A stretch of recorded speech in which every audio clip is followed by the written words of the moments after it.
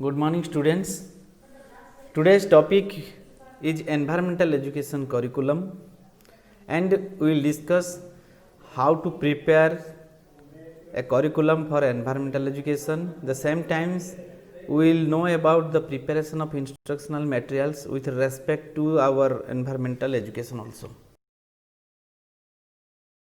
As we know that environmental studies have been taught as an independent curricular area from class 3 to class 5th in primary level. The same time, the same subject has been merged with social studies, that means in geography and in science also. And the focus of this area of study to develop an awareness about the environment and to develop habits, attitudes and skills in the child for being a healthy and active member of the community.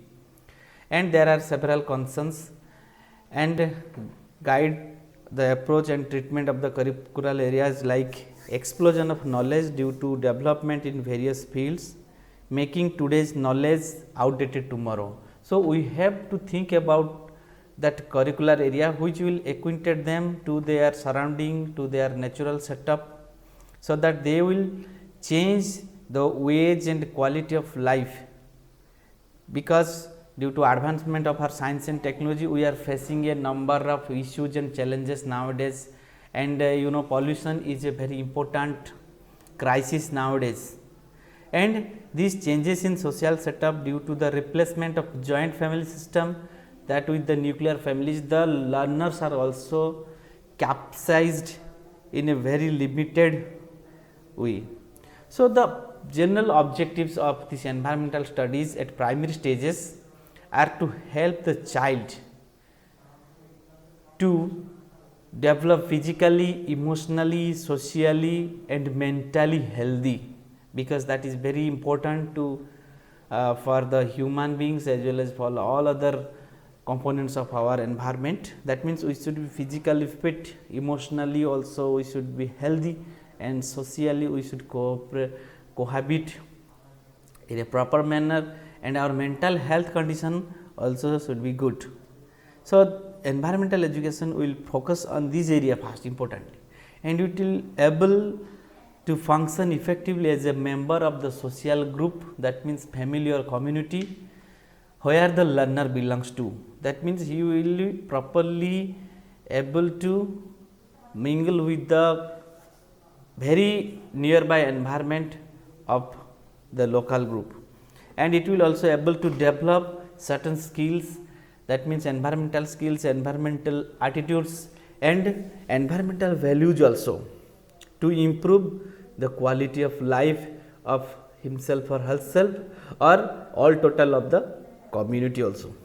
And also it will able to appreciate the need to live in harmony with nature. That means, we should know the tricks and techniques to live happily with our nature. Our nature should not be disturbed anyway with our development.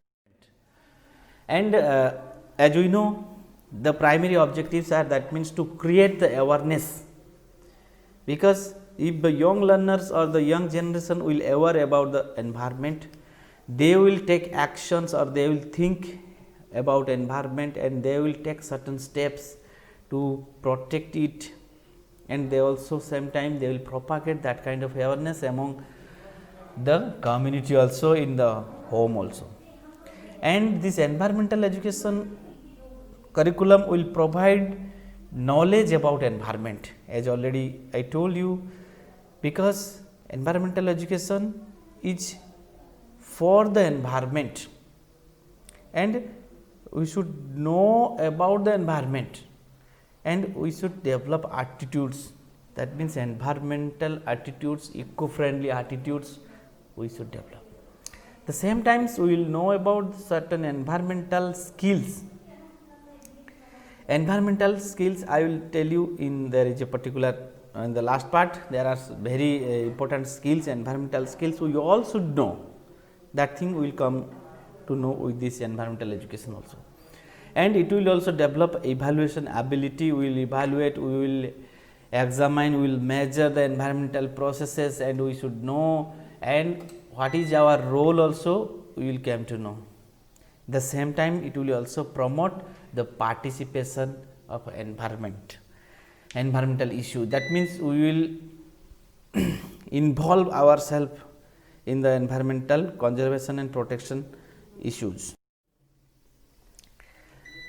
These are the 4 important component of our learning outcomes in environmental education. That means it will able us to learning to do, that means we can take some actions, and learning to live together, and learning to be, and learning to know. As already this is the knowledge part, learning to know.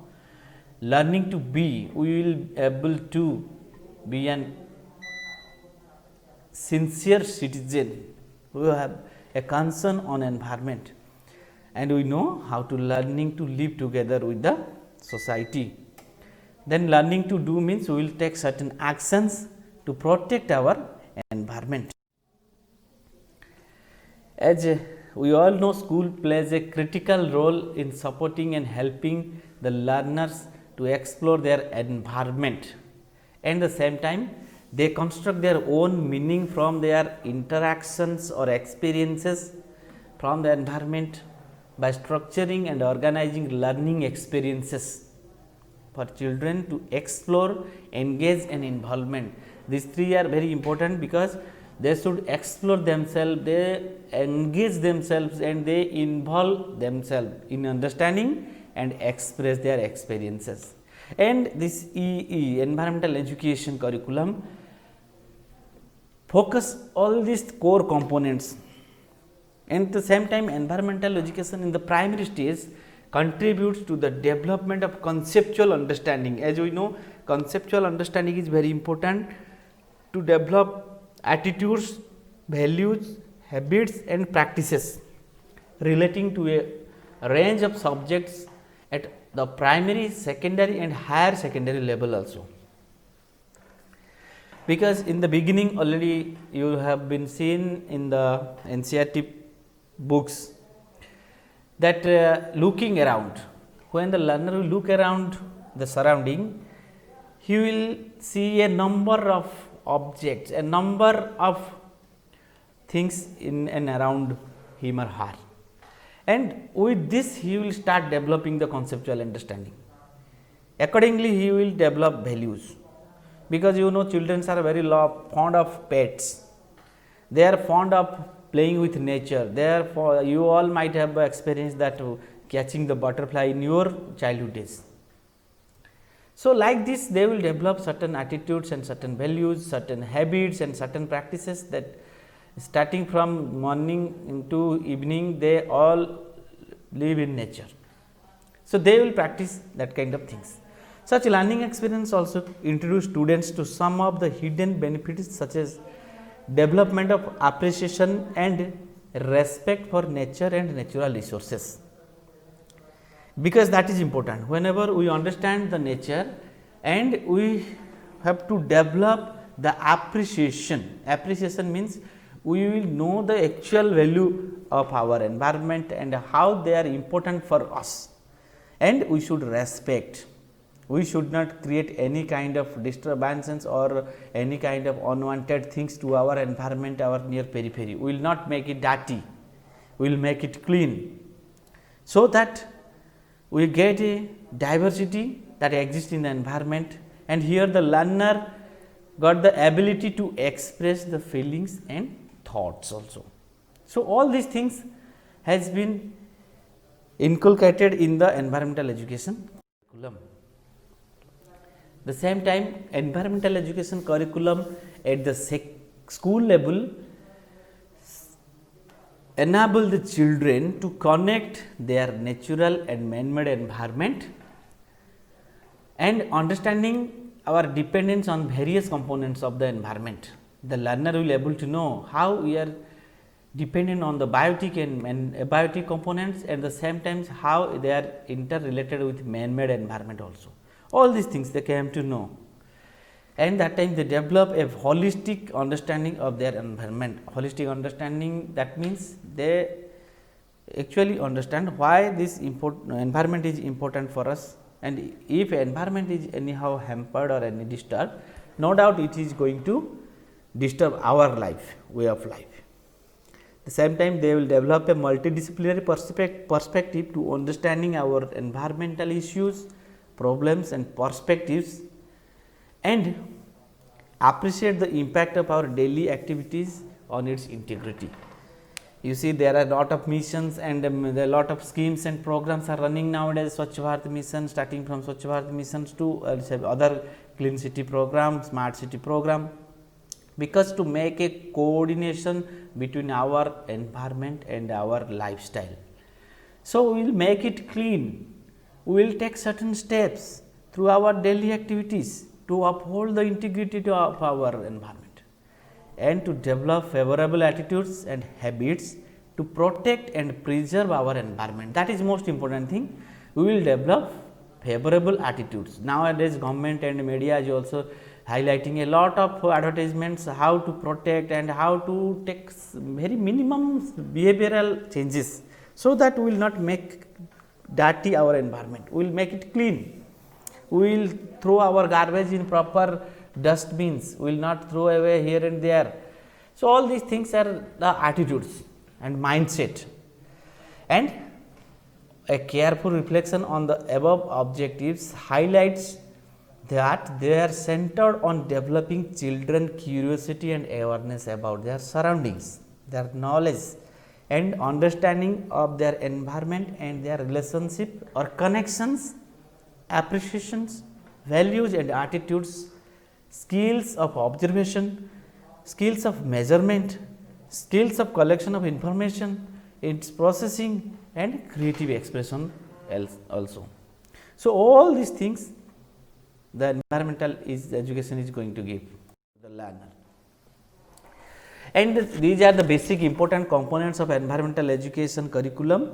Those are the content material. What kind of content material has to be in the curriculum, and the same times what are the instructional materials should be there in that curriculum. And the third important thing is teaching learning strategies. While we are going to deliver an environmental education content or curriculum part, what are the teaching learning strategy or methods or approach we will adopt? All these things are been in the component of environmental education. So, with these basic components of we can achieve the goals of our environmental education curriculum: content, instructional materials, teaching learning strategies. These three things are very important in delivering the environmental education curriculum. And here we will discuss how we can prepare instructional materials with respect to environmental education. First of all, considering the nature of curricular area, the best materials are the objects in the environment and real life day to day situations. That means the best materials are which are available in their periphery, in their surroundings or in their nearby environment, in their nearby locality. These are the best materials to get a real life experiences. So, we should use that kind of things, or that the pictures of the things they can see, they can realize or they have experienced. Those are the best materials for the teaching learning purpose in environmental education. For classroom interactions, there are a wide range of materials are required, and they may be textbook or activity book, and in each class in school level these are in the forms of maybe unit based or sub themes which are listed in the course content in the curriculum. So, this textbook activity books are available in the school level syllabus or curriculum, and that is a very important part of this teaching learning material. Sometimes locally available concrete materials or teaching aids like charts, pictures, maps, globes, models, as apparatus for conducting experiments, sometimes improvised teaching aids which reflects our environmental components or the different process of our environment. All these things we can also use as a teaching learning material for environmental education curriculum. And sometimes we can use different medias like library books, magazines, newspapers, radio and television, and pre-recorded programs, some of the other multimedia videos for transition of this curriculum also. The same time here I have listed the teaching learning strategies. What kind of teaching learning strategies we can use for delivering the environmental education curriculum? That means they can range from practical experience in real life situations to creating simulations. That means creating that kind of similar conditions through the use of audio visual materials, or there are number of learning applications are available nowadays. We can use any of these, and teacher can adapt any of the following strategies like environmental visits, guided simple experiments. We can take them for an environmental visit for a short trip to the nearby jungle or nearby any area which is environmentally very important. Maybe it is a garden, so that they will get a practical exposure to the particular concept. And we can guide them for conducting simple experiments relating to our environment. We can give them some project, individual group activities also, so that they will involve themselves and they will participate and they will learn. The same times we can also make some quiz, puzzle or games, so that they will prepare themselves, they will go through the different process, different concept, fundamental concept of environment, and they will participate and they will learn. We can adapt role play method also, we can conduct drama, and we can also perform teacher guided classroom activities. Through all these things, learning strategies, the learner will be able to learn about the environmental education. And here I have made a complete description of contents, teaching learning materials and teaching learning strategies, and I have divided it into class 1 and 2 and class 3 to 5th. Like that I have divided, and here you see how the contents are designed in the class basis. And in the very preliminary level, that means in 1 and 2, they will know about their own body parts, their needs, their nearby surrounding means family and home, and their neighborhood, and regarding the transport and communication, the natural environment. And in class 3 to 5th, they know about some higher things like my body, the food, air, water, the needs, shelter, health and hygiene, recreation, community services, and some of the natural phenomena and resources, and some more about some transport and communications. Like that they came to know. And here also we can use the teaching learning materials like teacher, the textbook, activity books, and chart, pictures, maps, globes, other models and apparatus. And we can also use the newspaper cuttings, the radio, television and pre-recorded programs, some multimedia things. All these things we can use to transfer the teaching learning in this class 1 to 5th. And also we can adapt environmental visits, guided experiment as already I told you, and role play, drama, individual activities, group activities, teacher guided classroom activities. We can adapt brainstorming sessions, we can do observation, and we can give some project and other activities also, so that the learner will involve and they will learn by those methods.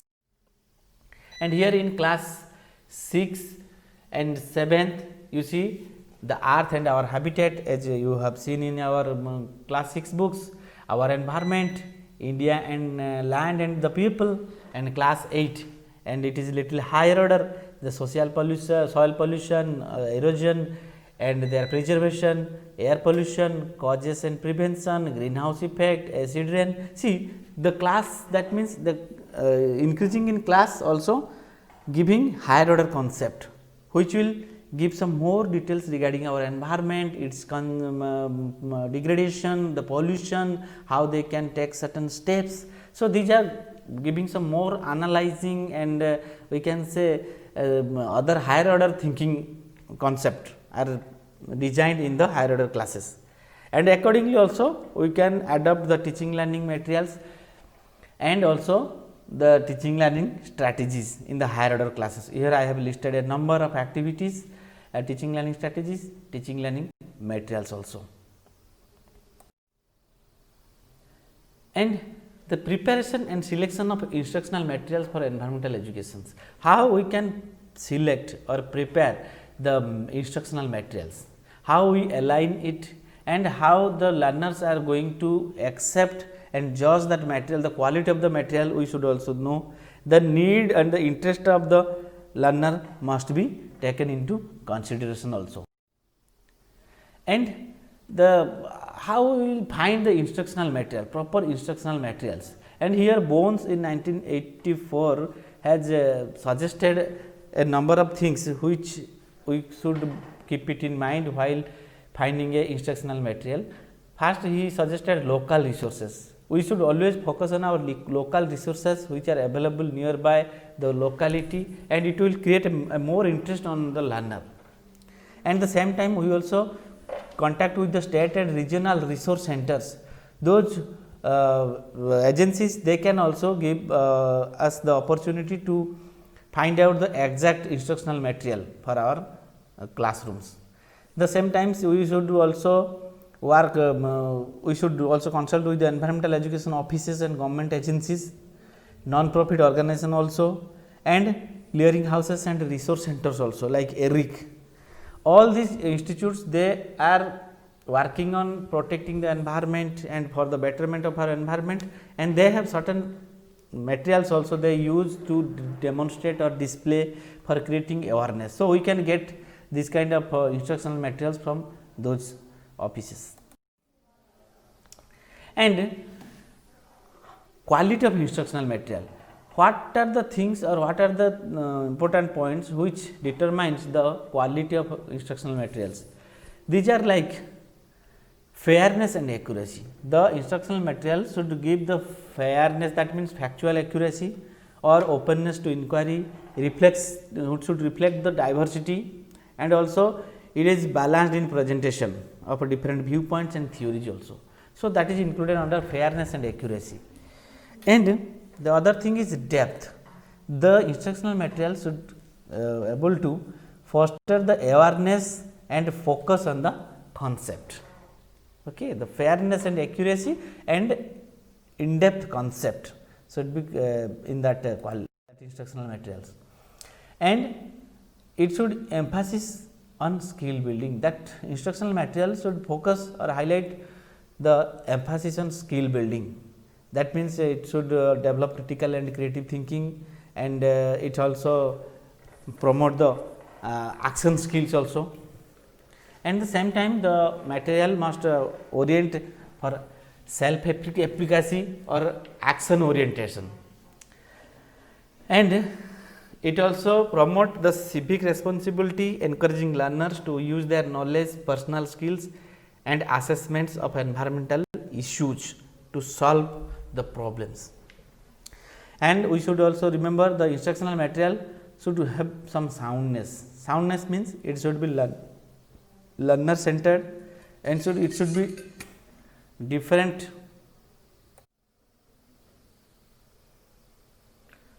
So, the next point is instructional soundness. Already I told you, it should be learner centered, and it has should be different ways of learning, and it should give connection to the learners everyday lives, and it should expand it in learning environment they can learn, and it should promise the goals and objectives, and it should have interdisciplinary nature, and the instructional material should have appropriate for the specific learning settings also. So, with these things, the instructional material we can say it is a very best material, and it should have important thing, it should have usability. That means, it should have clarity and logic, and it must be easy to use, and it should be long lived, adaptable, accompanied by instruction and support, make sustainable also claims, and fit with national, state and local requirements. Okay. With this, we can find out a best suitable instructional material for our classroom purposes.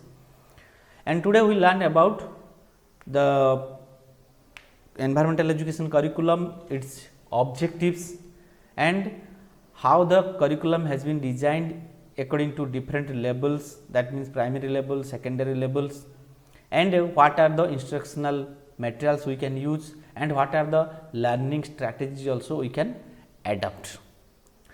So, I hope you will go through this material and you will learn something to prepare yourself for your further internal exam. Thank you very much. If you have any queries or other doubts, we will discuss in the online classroom class, and the same time also in the physical mode whenever there will be reopen of university. Thank you very much. Stay safe, stay healthy.